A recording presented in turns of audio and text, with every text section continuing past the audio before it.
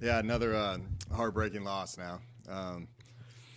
That you sit there after the game and, those kids are, they're kind of lost of words like we all are. We've been in really 10 points have separated the last 3 games for us. And the thing that I give credit to these guys, man, they show up, they fight, and they go all the way to the very last seconds of the game, man. And eventually, the ball is going to bounce their way. And we talk about that a lot. Jordan Revels said it great after the game to everybody. And it was just like, we always talk about swinging, and you got to keep swinging. He's like, we're swinging that axe at the tree right now, and it's just not budging. But eventually, if you keep swinging, it's going to fall down. And it just shows you the type of kids we got in this locker room and all the work that they put in. A lot of teams can get in their feelings and, point the finger, make excuses, and, we all look ourselves in the mirror. We point at ourselves and know how we can improve and how we can try to make it better and go back out there to work. And I thought our energy today was phenomenal. These kids responded well today, had a great day of preparation. I expect it to happen again tomorrow. And no doubt in my mind that these kids are going to show up on Saturday. And you kind of look at like where we came as a culture, and like when we had this similar situation in 2020 with UTSA and we missed an extra point. There was a lot of division and a lot of opinions in the locker room after the game. And this was a game like where Seth Keller is one of our most consistent players in really school history, and like we were all very confident in Seth, and he had already scored 12 points leading up to that moment, and he kicked one wide right, and he was devastated by it, but like our players, they understood that there was a lot more to that game, and they picked him up and they encouraged him, and in the locker room afterwards, it was a lot of just transparency of we got to be better individually, and it starts with me, and and I'll get those guys in a better position, but I love how they took care of Seth after the end of the game, and how close of a group this is, and how they responded on our Sunday practice and how they responded today. So, we got a great South Alabama team that we're playing. They're playing at a very high level right now. They're taking care of the football. They're explosive on offense. They're really top, statistically in all categories in our conference. So it's going to be a fun game. It's going to be a beautiful day in Mobile, and our kids are looking for the challenge, and we're excited for it. So, question. Coach, it's a 6th loss for you. It's the 4th year you've had a 6th loss, which means it's not going to be a winning season for your team. Year before your contract ends, do you feel any pressure on your job? Have you talked to Don Coryell, or how do you feel about that situation? No, don't feel any pressure. In the ULM game, you talked afterwards about Seth Keller and how you didn't want him to be blamed for it. You feel like you're getting that from the players as well? Like it's not a lot of finger pointing and everything like that? Yeah, there's no finger pointing in our program right now. We all take ownership and everything. South Alabama coming up, what can we expect from their offense this week? They're an explosive offense. They take care of the ball. They I think their receivers are pretty explosive, and their running backs are very stocky and tough, and they're just solid across the board. I think the quarterback, Carter Bradley, I recruited him out of high school, and it's Gus Bradley's son. He does a lot of great things. Takes care of the football. He's a competitor. And he knows what he's doing with that system. The offensive line is very talented, athletic. They can run block very well, and they want to establish a run. And from that standpoint, they don't ask them to do much in pass pro because they're such a run RPO driven team that when they do take their shots, it's going to be kind of gap protection and that quarterback should have pretty good time because everybody's trying to stop the run, which sets up for the pass pretty well with them. So. Overall, I think, with them, it's going to be a great challenge for our defense. They're playing at an extremely high level. They take care of the football. They're explosive. Probably one of the better offenses that we faced on the entire year. So it's going to be a great challenge for them. Coach, you talked about the similarities between, this game and the UTSA loss. Why do you think with this team's more together than that 2020 team was? Well, that was, it takes time to build a culture, and like that was my second year, and it was a COVID year, so there was a lot of moving parts in that season, and didn't get to spend much time with them throughout the course of the off season, but like we worked our way through the season together at that point. And you look back at that, we've came so much farther along from that moment at the UTSA game to where we're at now. And we're still not getting the results that we want, and we know that, and it's frustrating. But at the end of the day, like, you have to face things like men, and like you show up and you keep working, and you don't point the finger, and you worry about the things that you control, and you look yourself in the mirror on things that you got to improve on, and we've instilled that in them throughout the course of all the ups and downs that we've gone through over the last few years. And I think it's just a testament to these guys, just understanding how they're growing up as men, and I appreciate how they handled that whole situation with Seth. With the South Alabama defense, it's another tough defense, almost similar to Southern Miss and Troy. Despite those past offensive struggles, how do you think how's this offense got to get over the hump to kind of get moving towards South Alabama? Yeah, no, I thought we had a really good game last week. We started off hot. We're capitalizing off the momentum. We were running the ball efficiently. Second half we're putting in some scenarios that we had to throw it around a little bit, and when they're rushing 4 and dropping, rushing 4, rushing 3, dropping 8 or dropping 7, and matching things, you got to get through progression, and we know we did a decent job at that, but that first half we were clicking and we were doing a lot of great things, and I think they got a lot of confidence from that first half, and I think that they shows that you look at the stats of where they're at offensively, they're being efficient in what they're doing. We just need to be able to capitalize on some of those momentum swings, especially at the beginning of the first half. With the turnover, the 2 turnovers, and just only getting 3 points out of that. We need to get more. And speaking of your defense, this is I think it's the 3rd consecutive game they've forced at least 2 or more turnovers. What has changed about this defense? That's they're being able to generate more turnovers now compared to last season's. Yeah, I think a lot too is the defensive front. That we can pass rush pretty well. I thought ULM did a really good job at negating the pass rush, and then that's why they got to hit some explosive plays. But the reason why we've been getting turnovers is because we've been pretty disruptive up front. And it's always great when can rush 4 and drop into coverage and still get a great pass rush and put that quarterback under duress. So I think that has a lot to do with it. And I just think that they have a really good feel of what Zach's calling, and they understand the weaknesses and the breaking points of every single play, and I think they know how to execute it pretty cleanly. With your wide receiver room, I know you're missing a couple of wide receivers. I know we saw Ashton go down with that shoulder injury, and then Marcel wasn't there. How proud of you for these players that are being able to step up, with Ortega Jones stepping up in a big situation. Yeah, no, it got pretty dicey there for a little bit. Ashton, I feel for him. That was an unbelievable play, and then just ending that way with a broken collarbone and being out for the year. I just hate it for him because he was having such a phenomenal year. But, Barbie and his hamstring, he could be back this week. He may not. You look at JB went down, as well. So then you had to take Julian Ortega-Jones, and you had, Toe Groves, and you had to move those guys around. They were playing outside receiver. You had Drew Jackson in the game, playing, and he was executing a 4th down. Donovan Moore has been doing a really good job at filling up, picking up the void for that slot receiver position a little bit more while we had to bump some of these guys out.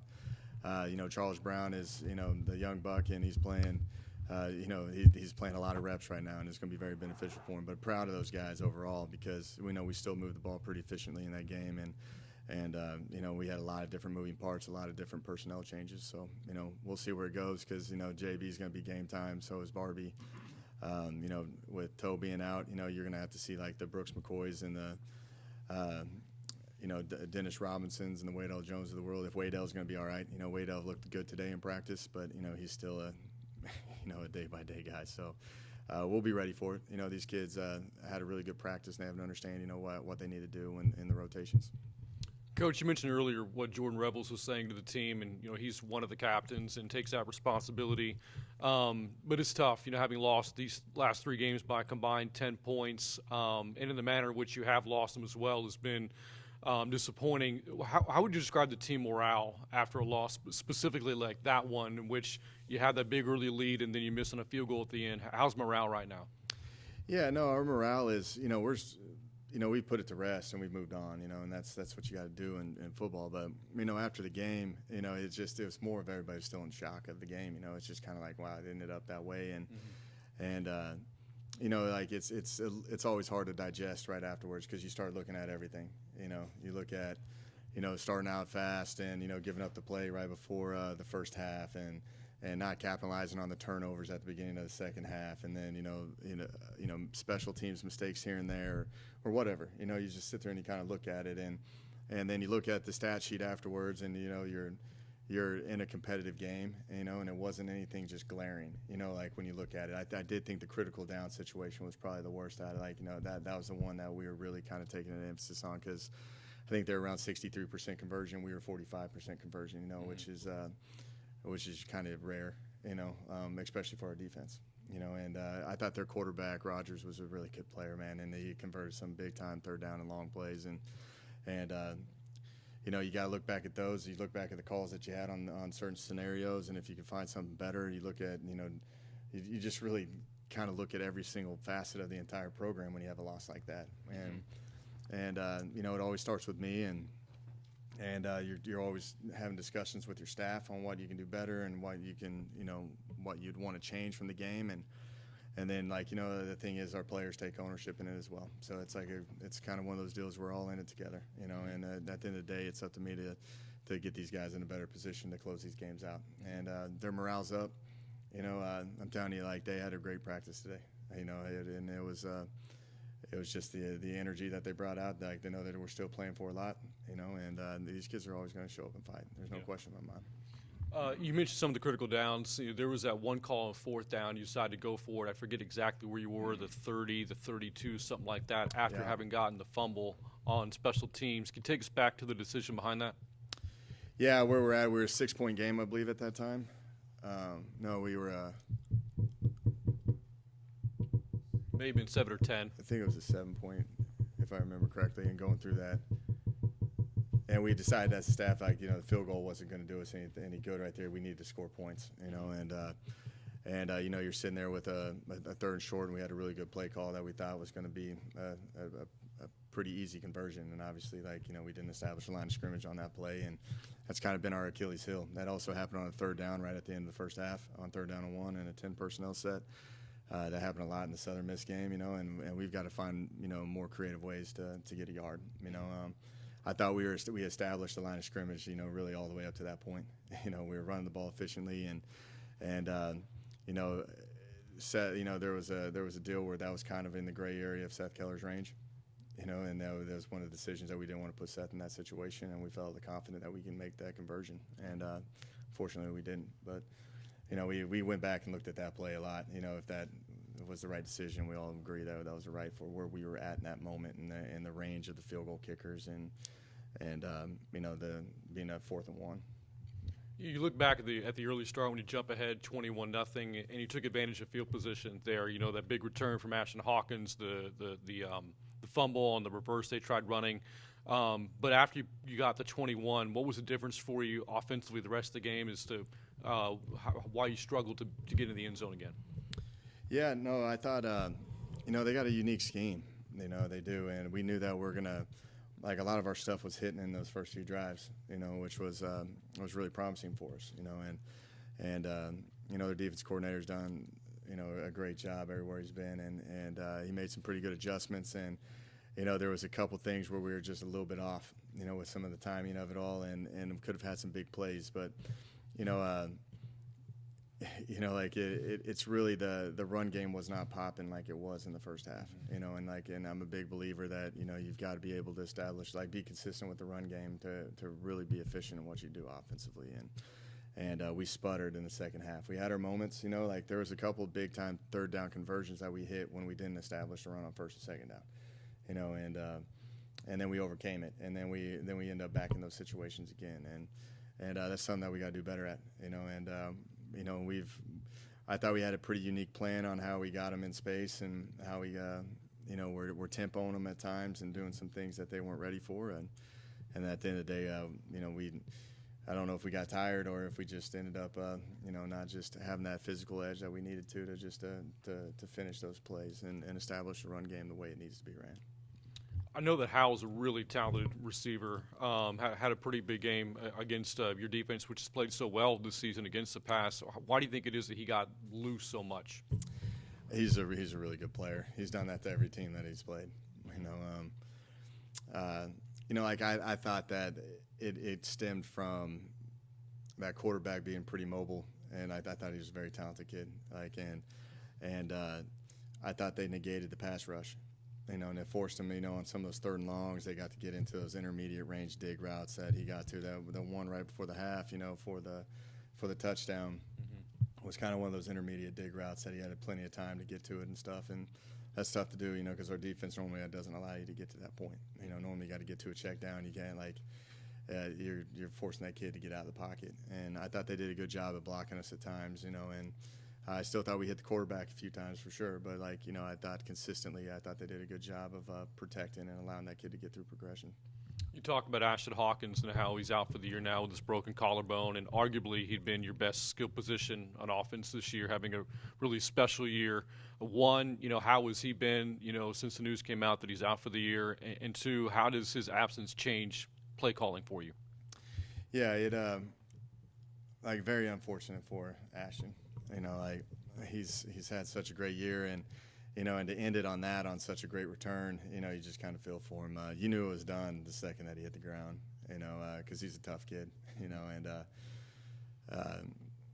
it wasn't very funny at the time, but you look back at it now, he's got a pretty funny humor about himself when he's in pain, and just it's kind of in that initial shock, that your season is over, and he's came so far along, and his path to get to where he's at has been a pretty fascinating story and a journey for him.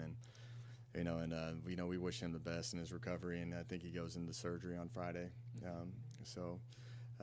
We'll be looking for a speedy recovery for him. But when it gets to play calling, he was, there's a lot of those kind of dynamic touches on the perimeter that you put in straight for him that we had to eliminate from the game. We've been doing some tryouts with it all. But what you have to do is you have to adapt and you have to adjust. We've had some pretty unfortunate injuries and things happen, and even in the O-line room, Alex Castilla's MRI should be back soon, and we'll see if that's going to be a season-ending injury or not. It's kind of those type of things.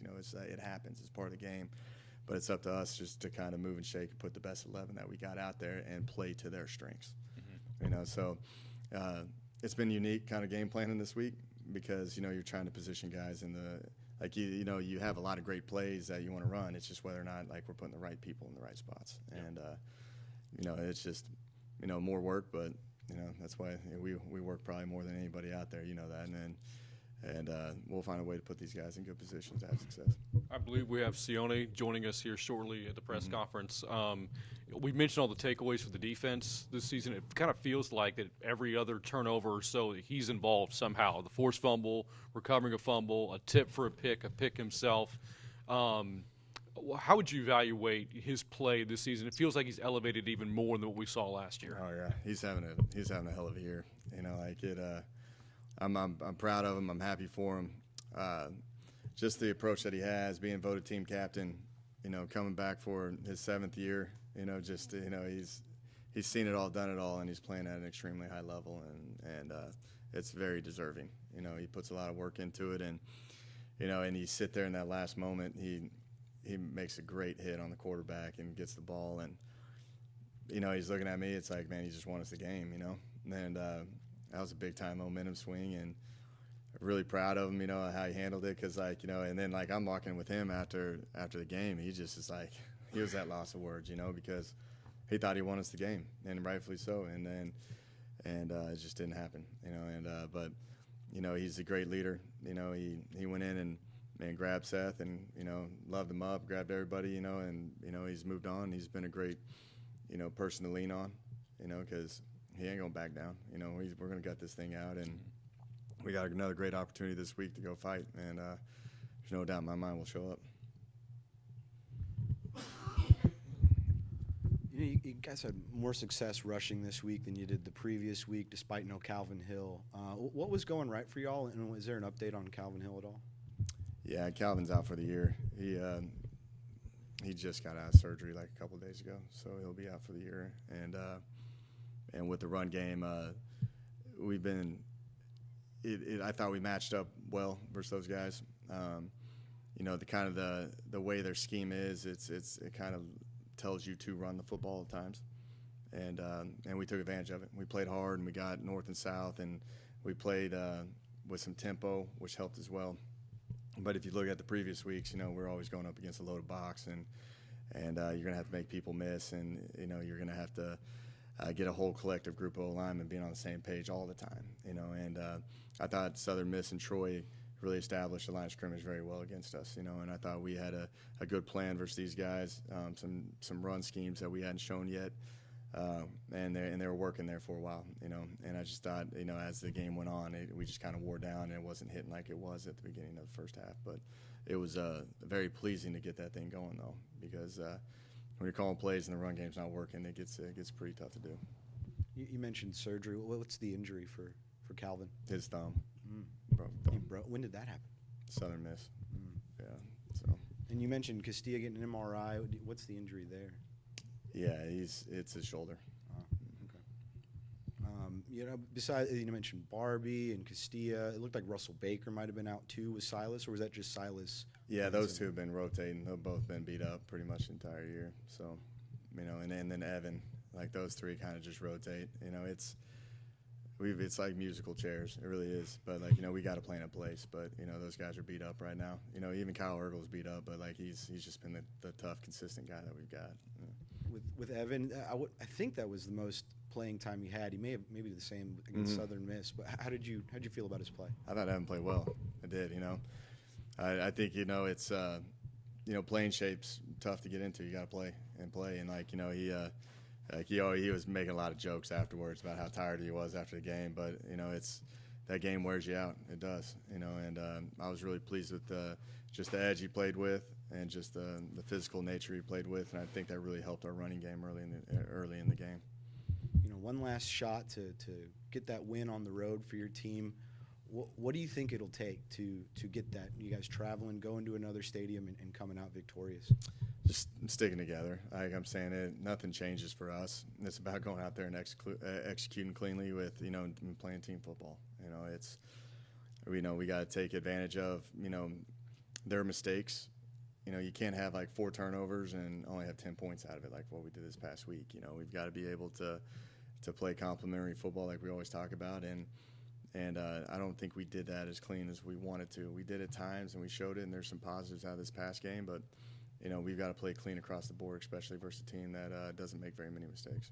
You know, 2 home games to end the season. Is that an advantage? Do you looking forward to that? Yeah, I am. Like, you know, and, you know, we don't take anything for granted. We love every single game that we go into. You know, I'm very excited for this opportunity that we get. You know, it's a beautiful stadium, beautiful setup versus a 7-2 opponent that's playing well, and they're playing for a lot. You know, that's going to be a great opportunity for us. But then when you get home here, it's always fun to play in front of a home crowd and just be back at Bobcat Stadium, and, you know, and don't have to worry about the logistics of travel all the time, and just get to sleep down the street and the embassy and then show up and go play. And there's a lot to that, and the kids will be fired up for that.